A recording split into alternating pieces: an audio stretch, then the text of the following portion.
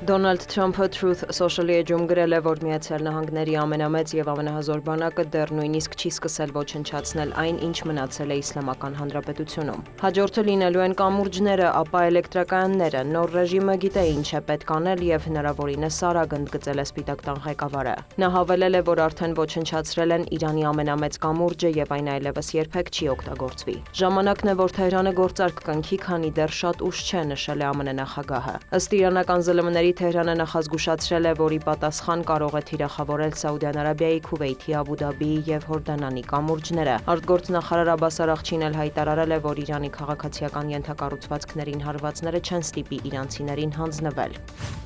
Իրանի եւ Ադրբեջանի նախագահները իրանական կողմի նախաձեռնությամբ հեռախոսազրույց են ունեցել։ Մասուդ Փեզեշքյանը շնորհակալություն է հայտնել Բաքվին Իսլամական Հանրապետությանը տրամադրած հումանիտար աջակցության համար։ Ալիևը խոստացել է, որ Թեհրանին մարդասիրական օգնությունը կշարունակվի, տեղեկացրել, որ շուտով եւս մեկ խմբականակ կուղարկեն Իրան։ Ադրբեջանի նախագահը մտահոգություն է հայտնել ստեղծված իրավիճակի կապակցությամբ, հույս հայտնելով, որ հակամարտությունը հնարավորինս արագ կավարտվի։ Փեզեշքյանը եւ Ալիևն ընդգծել են տարածաշրջանում խաղաղության կարեւորությունը։ Թեհրանի նախաձեռնությամբ հեռախոսազրույց են ունեցել նաև Իրանի եւ Ռուսաստանի արտգործնախարարները։ Աբբաս Արաղչին եւ Սերգեյ Լավրովը քննարկել են Մերձավոր Արևելքում զարգացումները, դեէսկալացիայի ջանքերը եւ Հորմուզի նեղուցի շուրջ լարվածությունը։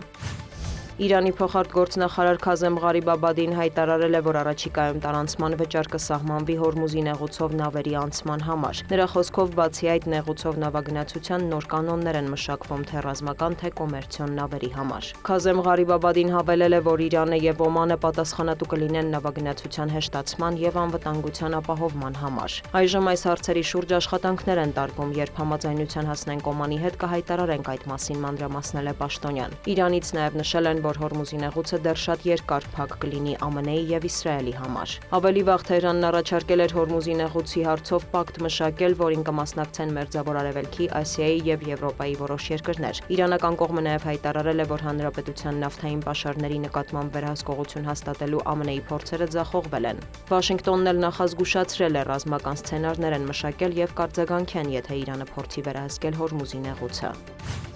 Ռուս-ուկրաինական կարգավորման ամենակարճ ճանապարհը ԱՄՆ-ից եւ ՆԱՏՕ-ի մյուս երկրներից Ուկրաինա ռազմական մատակարարումների դադարեցումն է, հայտարարել է Ռուսաստանի փոխարտգործնախարար Սերգեյ Ռյաբկովը։ Այս հարցում մեր դիրքորոշումը չի փոխվել, համապատասխան ազդանշաններ ենք փոխանցում Վաշինգտոնին, բայց ցավոք դրանք ցանկալի արդյունք չեն տալիս, ասել է դիվանագետը։ Ավելի վաղ Ռուսաստանի ԱԳՆ խոսնակ Մարիա Զախարովան մեղադրել էր Եվրամիությանը հակամարտության խաղաղ կարգավորումը խափանելու փորձերի համար։ Զելենսկին էլ հայտարարել է, որ Մոսկվան վերջնաժամկետ է ներկայացրել Ուկրաինային Դոնբասից հետ քաշվելու համար։ Նրա խոսքով ԱՄՆ նախագահ Դոնալդ Թրամփը եւ նրա թիմն էլ պատրաստ են ճնշում գործադրել Կիևի վրա գնալու տարածքային զիջումների։ Հարկ է նշել, որ պետքարտուղարությունը հերքել է այդ պնդումը։